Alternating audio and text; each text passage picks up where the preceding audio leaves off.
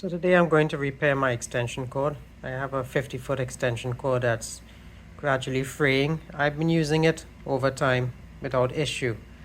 But the problem is one day I plugged in another plug into it, this one, and I was unable to get it out. Kept pulling on it, prying it apart with a screwdriver until it looked like one of the prongs on this plug actually got trapped inside of this one.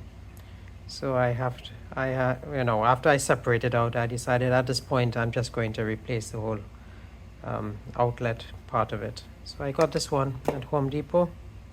It's about $4 a piece, and it's a pretty close match. So I'm going to cut this one and splice it back together. This is the part number for it. Like I said, it's about a $4 part. And so I just need to back off the screw here and open it up and splice in the wires, similar to what's here. And that should fix it.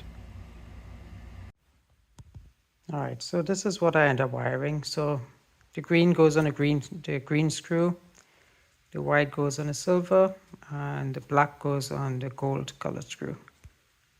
Right, when you close it up, there's this screw, this attachment that connects to the other one on the other side.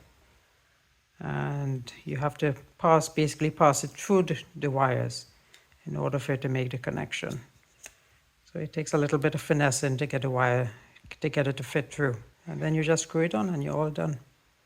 So yeah, I think it's going to be okay for a few more years until it deteriorates, I guess. So we'll see. Any questions, let me know. Thanks.